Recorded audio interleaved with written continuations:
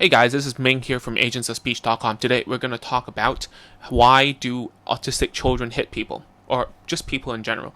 And when I started as a junior therapist, I would come home with bite marks, scratch marks, and sometimes, pinching marks that, it's very hard to avoid if you don't know what you're doing. All right, so let's talk about the reason why and how to avoid it, prevent it, or overcome it, let's say. All right, basically it comes down to the child's ability to express themselves. And usually, even for autistic adults, when they cannot express themselves correctly, they will go into a fight or flight situation. And I don't know that there aren't really proper documents about this or scientific research per se, but I'm talking from experience, all right?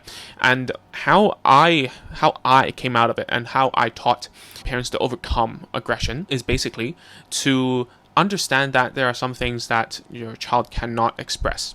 All right, that's something you cannot avoid. All right, because anyone who is on the spectrum or there is some sort of language delay going on, he or she might not understand jokes. He or she might not understand your words 100% correctly, right? That's why let me just talk to you about just us.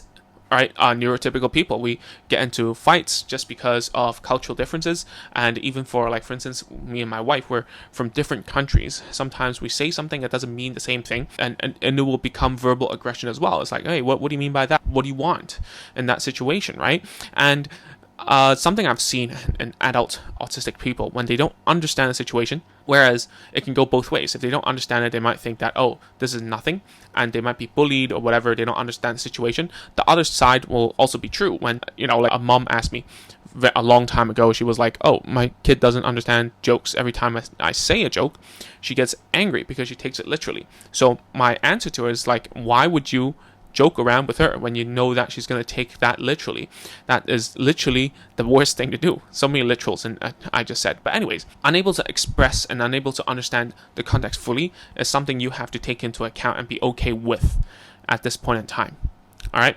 And the second thing is rigidity. So there are some things that autistic people or children have rigidity towards. And what do I mean by rigidity? So things must be placed this way, things must be put here, they must shower first, or they must put on the socks, or whatever. These things are ritualistic, and it's a hallmark of autism, right? You and I, we have some things that we prefer, right?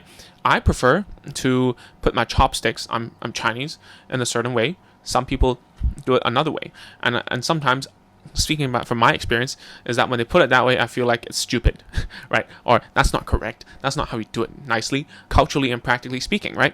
But autistic people who have a language disorder, what's going to happen is they have certain reasons for doing things in a ritualistic manner, but then they cannot really express to you why it's a better way. They just want you to do it, right? They don't like it when you don't do it their way. Okay, and this is a personality issue sometimes, and at the same time, this is something you have to be careful, and it takes a lot of guidance and therapy to help them understand that these rituals may or may not be actually justified, right? So take some time, respect these rigidities, don't go against them, don't trigger them necessarily, and then you will see a lot less aggression towards you, right? So let me give you a small story. So there was a parent who used to eat before the kid, right? So for instance, the kid wants to eat together. All right, he's verbal, he's everything. He just wants everyone to eat together at the same time. But then the mother would sometimes start giving food to someone else, or she would start eating a little bit, and then it would trigger the kid. So what do you do in this situation? Well, follow his rules for now, right? Follow his rigidity. Because if you don't, it ends in verbal aggression, like violence sometimes, slapping, and it happens a lot. All these there are two more things I want to talk about. So the other thing is stress and the feeling of being threatened. So a lot of times if you have a pet, right? If you have a pet, there will be certain people that come to the house and your pet will become more aggressive, right? So I'm not saying that your child is an animal. What I mean is, there's a reptile brain in all of our evolutionary, I don't know what your beliefs are, right? But we share certain brain structures and systems and functions the same as animals. So when that happens, when we feel threatened, we tend to, as humans, we tend to speak more aggressively. Our body language is different. So it happens with autistic people and children as well. So let me tell you another story about how we overcame aggression. So whenever the mother would take the phone away from a child, he would slap her. But when I took it away, he didn't. So what's the difference? Is that the kid felt threatened, like he felt threatened that he wouldn't have the phone back. But for me, he knew that I would give it back to him. It's just a matter of time, how long, and I'm gonna let him know a way of getting it back, right? So there's a difference, all right? And when you're like, sometimes how we overcome it, for instance, how we did it was basically you would tell the kid, hey, listen, even if the child wasn't 100% not able to understand all the words, right? You can just tell the kid naturally and say, okay, Steve, or whatever, I'll give this to you after, whatever. Just 5 more minutes, okay? And sometimes just having that conversation with the kid will actually like make them feel a lot more safe and therefore not try to attack you. All right?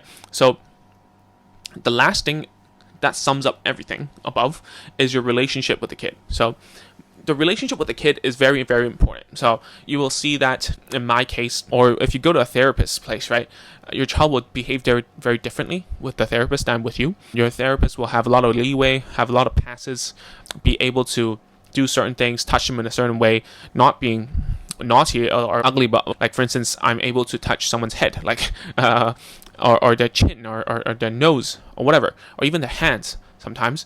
And that comes down to your relationship with a kid. How many times have you actually had a quality time with your kid? Have you been able to play with your child nicely?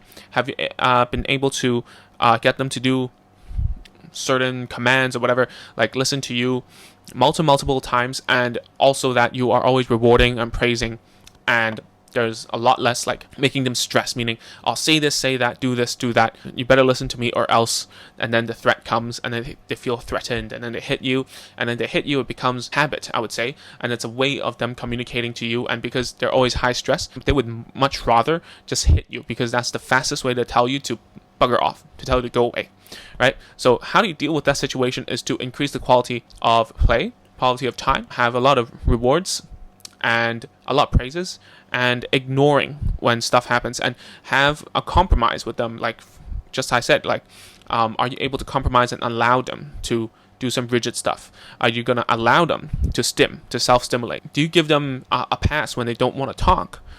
Okay, are you able to teach them the right way, the right kind of communication to get what they want, instead of drilling them on something that they cannot do, right? Do they have a good experience with you, given that every time they work with you, it's not always a lot of stress? Is it always successful? Are you avoiding a failure? So I'm talking a lot of stuff, right? So these things you have to think about. I cannot really tell you more in this video, but at the same time, watch more of our videos inside of our YouTube channel. The big philosophy is that you